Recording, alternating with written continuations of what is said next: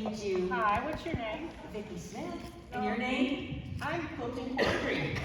Okay. I thought your name was so perfect. What, Vicki Smith? Yeah. So I got a question. So perfect. So perfect. So perfect. Gotcha. Sorry, over my head. So I have a question. You know, I'm new to this quilting thing, and you hear all these terms thrown around. And like one of the terms I've heard is about fat quarter. And is it like, are they talking about this part? Your fat quarter? And then instead of talking about fat quarters, they're always talking about things to eat, like layer cakes and charm packs and sandwiches. Like, what is that all about? Can you explain that to me? I'll see what I can do here. Now, as far as the quilt sandwich is, that is when you have a top. Turkey. Not turkey, no. We're not talking food at all. This is a whole different language, and hopefully we can get you straight on this, all right, Miss Quandary? Okay. Okay, so a quilt sandwich, you take a quilt top, which is the fabric that you have sewn together. Okay, I do that. You understand sewing? Okay, you have a sewing machine. Well, so I'm really confused about this too, because people talk about domestic machines. And like, my machine does always stay in my house and it only works for me. And I'm thinking, is that what they need? Well, kinda.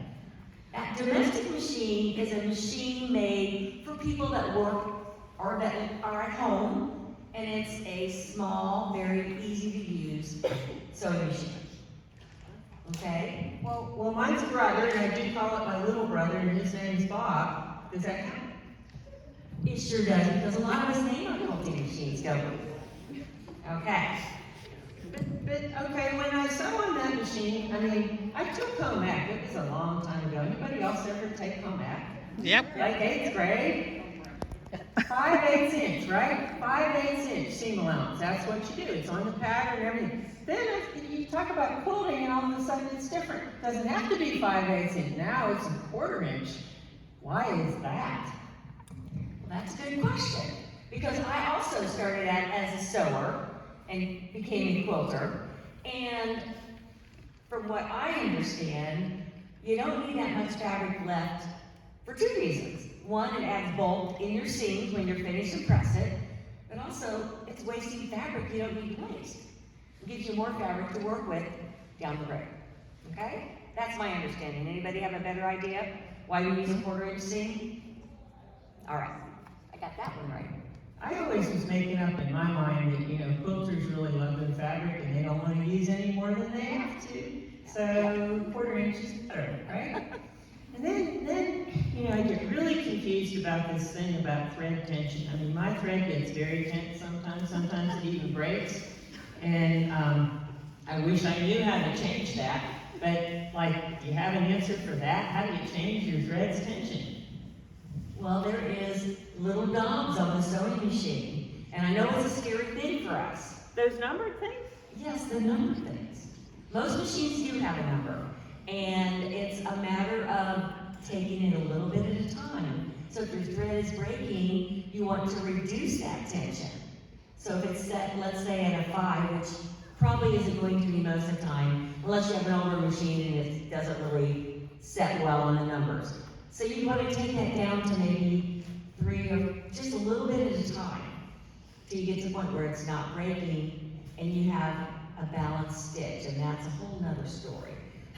So I thought to correct that problem, what I do is I go to using a heavier thread, like, you know, a 50 instead of a 40, or even go up to an 80, you know? I mean, that thread weighs a lot, so it must be stronger, right? Wrong. As the numbers go up in your thread, it actually is a lighter thread. So a lot of us sew with a 40 or 50 weight.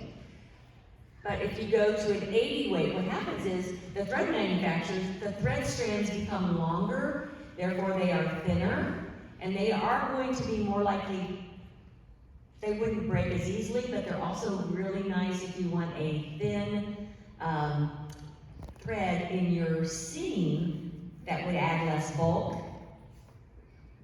Or if you're doing quilting, it would be less bulky for that machine quilting, which is another the scale, and if I weigh more, I'm thinner. Perfect, I can take that kind of math, I love it. So, one more kind of thing here. You see all these, like, abbreviations on stuff. We used to call them TLAs, that's a 3-letter acronym, right? When people write patterns, I think they have their dog in the room. They write, cut this 2.5 inches by woof. What the heck is woof? That is width of fabric. Well, what's that? That's the width of your fabric. When you buy fabric, it used to be an easy 44 to 45 inches wide, but when you buy it, it's folded on a bolt. More and more the fabric has kind of shrunk down. You're lucky if you get 40 inches. So when I'm calculating my blocks or whatever, I kind of guesstimate 40. But most patterns will say 44 to 45, but they're lying. It's not that anymore. That's like quilting inflation. Exactly. Like everything in the world. And then the other one, this is just always just baffled me. HST. What is an HST? Ask her a triangle. So it's a triangle that is half of a square. So how do you fit half of a square into a triangle? You need a thing that looks like this and has this? Yeah. So that's a half triangle square. I guess that's one way to look at it. Well, one more, and I'm really embarrassed on this Okay, one. okay. You see this BOM? Is that like something that a builder does when she goes, oh? All right, I'll learn. Okay, let's hope she does. Thank you very much.